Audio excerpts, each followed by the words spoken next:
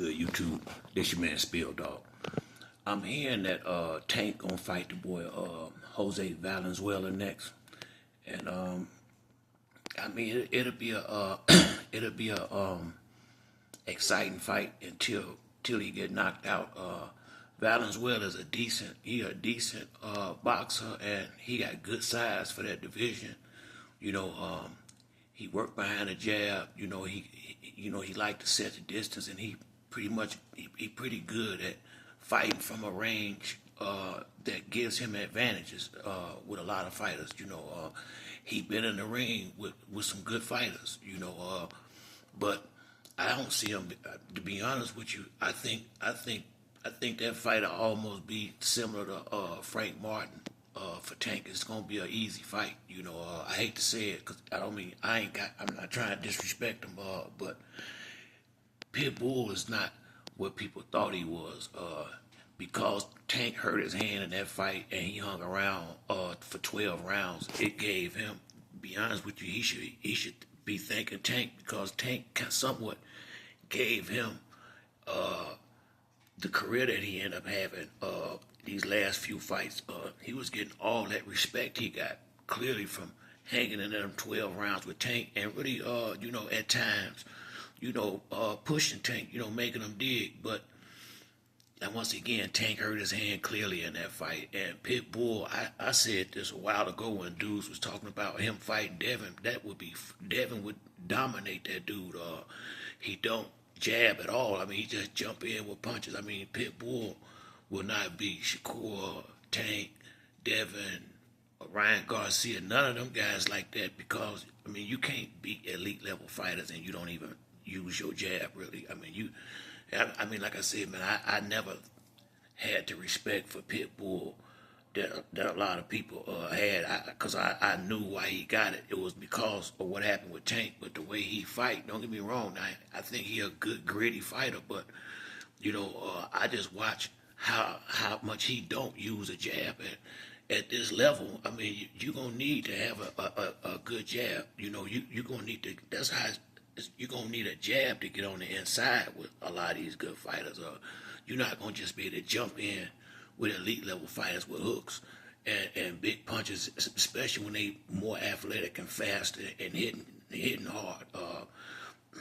I knew he wasn't going to last long. I hate to say it, but I didn't think he was real, like, championship material like that. I never saw that in him. I thought he was like the guy that you put in there to see if a guy ready to go to that level. That's how I saw him. But I think he's a good fighter, and I'm glad that he made the money that he made before he got exposed. But with Tank fighting Leo Santa Cruz and fighting Mario Barrios, he done already got comfortable with big guys that's better than him in the ring, and this boy been knocked out before. That does matter, especially when you boxing elite level fighters. I mean, I just don't. Tank is short. True enough, people saying the reach might be a problem. I don't see it being because Tank know how to stay all the way in, all the way out. He's not gonna lay there and be where Venezuela want him to be, where he can just be touching. When Tank ain't working, he gonna be all the way up out of there. Where he gonna have to come to Tank to do that touching. And Tank got good footwork like Terrence Crawford. Where Tank is he gonna be able to get in and out like he want to. He's faster and he punch harder. And I think this dude gonna have to come down and wait if they do fight to fight Tank. To me, I don't really want. I would rather see Tank fight somebody else, if I'm being honest, but I don't really have no big problem with it, because I think he did just take the title from Pitbull. Now, is Tank going up, or is he staying at 135? That would be the big question, with this fight. But it'll be a chance for the boy Rayo, to make him some good money. But I see him getting knocked out in that fight, because I do think he would have moments early. Most fighters do with Tank, because Tank is similar to Terrence Crawford, where they really sizing you up in them first couple of rounds, seeing what you got, getting their time and set, and figuring out which punches they gonna want to use, and once they find their little spots, they finna get on. Once they get on attack mode, them elite level fighters. If you ain't if you ain't like that too, it's you know what it's gonna be. It's just a matter of time. So I'm at the point now. I want to see Tank in there with. Hey, if he can't get Shakur or somebody, I don't mind. Let Kid Austin, his Floyd Schofield, trying to get his son a big fight. Put him on in there. I would like to see Kid Austin fight Keyshawn Davis. It's time for these dudes. These guys. Once you in the top five, it's time to fight. That's a fight that's worth being made. Kid Austin is a big kid for 135 pounds. He punched real hard, but I think at this level, I don't know if he's ready for nobody like Tank yet. I don't think he is. I like Kid Austin, but I heard his father say he want that fight with Tank, and they number two. Hell, he just might get it next year. You never know. Tank got to fight somebody. And Kid Austin is definitely good competition, but the fight with Venezuela, I don't see it going on more than 6 or 7 rounds, if that. I don't think Tank gonna want to let him hang around as long as he did with Mario Barrios. I think Mario Barrios gave Tank a lot of problems in that fight. That's another dude that ain't getting his proper respect out here. Mario Barrios is a damn good fighter, and once again, he went 12 rounds with Keith Thurman. I think he, if I ain't mistaken, he knocked Keith down. I heard him with a body shot, 1 or 2 in that fight. But Tank is that fight with Mario Barrios is why I'm not worried about this. I think he know how to fight a big guy like that now. I think he was a little gun shy in that fight against Mario Barrios. He damn near jacked that fight off to me, because I felt like if he didn't knock him out, I really felt like Mario Barrios was winning on points in that fight. If I'm just being real, Tank was getting clipped a lot trying to get in on this dude. And once again, he didn't have to, but he was being hella cautious, in that fight. And that's what Floyd pissed him off a little bit, but Floyd did what he had to do. At that time, a fire needed to have been lit up under him because he was about to get that fight away. He was just about, if he would have just kept on fighting like he was fighting, it would have been, it would have went to the cards and he might have lost. And when Floyd made him mad and he went out there and went after that dude, that was the end of it. And I don't think he would let it go that far again, especially with a tall, rangy fighter like that. I think Tank start a lot faster than normal, because I don't think he would want to get down that many rounds with a guy again like this. So I think the fight with Santa Cruz and Mario Barrios, he done fought enough big top level fighters that got a good jab and some pop on their punches that he more than ready for a guy like this who boxes and kind of keep his head straight up in the air. I can see him getting clipped with an overhand right or overhand left, and getting set up for an uppercut or a hook to come behind it. So I don't see him lasting no more than half the fight with Tank. But if that's the fight that we're gonna get, I definitely will pay for it, because he is a solid fighter, but I would say he a B-level fighter. He ain't top shelf, but he right there on the middle, and I think, when you fighting 2 and 3 times a year like Tank and Shakur, you can take them a little, you can do stuff like this, but it's when you only gonna fight once a year or once every 2 years. You better make sure you're getting in there with somebody. But if you're gonna stay busy, even back in the day, when them fighters, Tyson, Ali, Floyd used to have 4 or 5 fights a year when he first started. Spence was doing that. You can get one good one and 2 or 3 easy ones if you. When you fight like that, because you constantly giving the fans, fights and something to come look at. And this dude is not no walk in the park now. It's not like he pulled. He calling no scrub out. This guy just beat Pitbull for a title. So, it's going if it's him, it's definitely a real fight. That's why I'm thinking Tank might be finna go up to 140 and get his belt because I'm thinking that's probably the only reason why why he would fight this dude.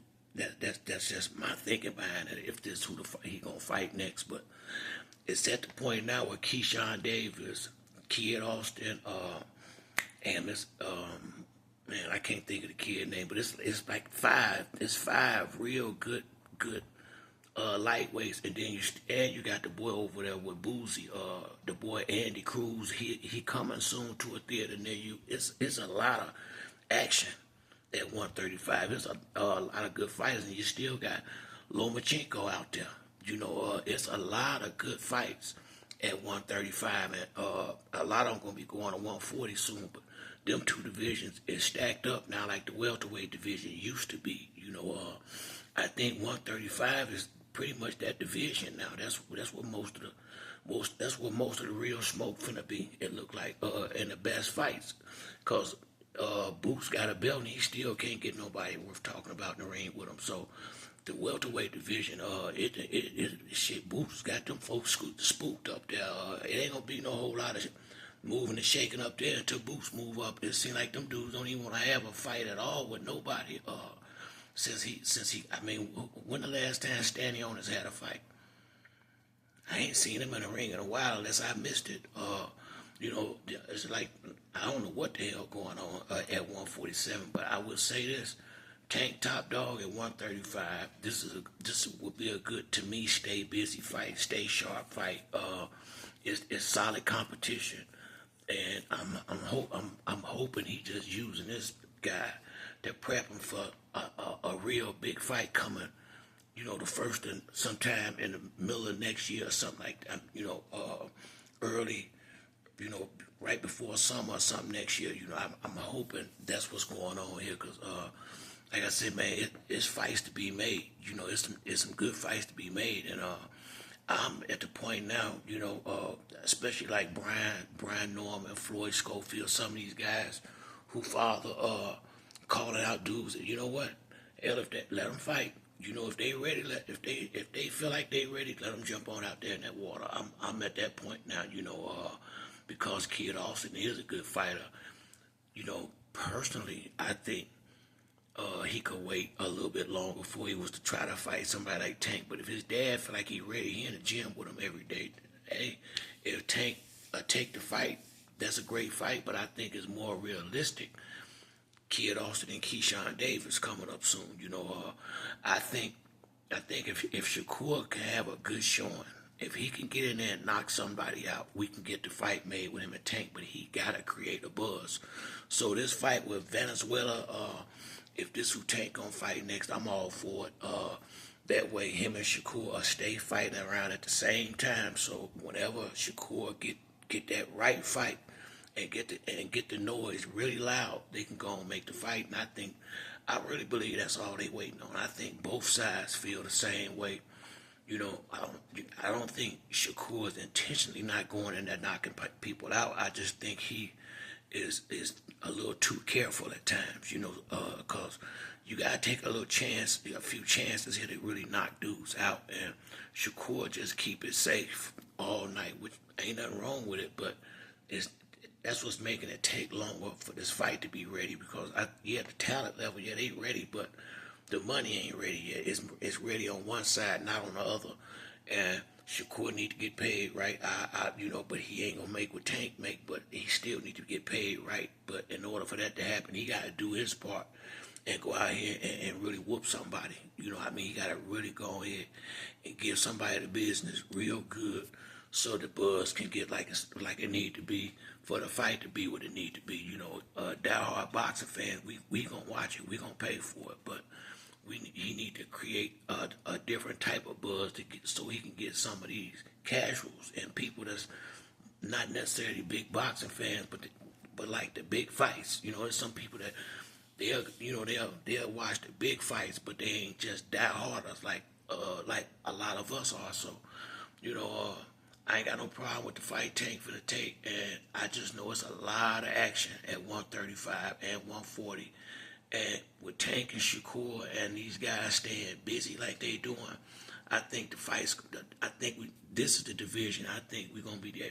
Gonna get probably the best fights in the near future. I mean, in the not in the distant future, in the near future, like first of next year. I think it's gonna be a lot of shaking and baking going on in that division. Like I said, Kid Austin, Keyshawn Davis, a lot of these younger guys. It's time for them to get these big title shots now. So it's gonna be cracking at 135, and that's gonna be 135 and 140, but 135 for sure. That seemed like the division to watch right now in boxing. And Tank Davis is top dog, so you know what that means. He that guy right now. But that's it for me on this video. If you like the video, hit the like and subscribe. Till the next time, it's your boy Spill Dog. I'm out.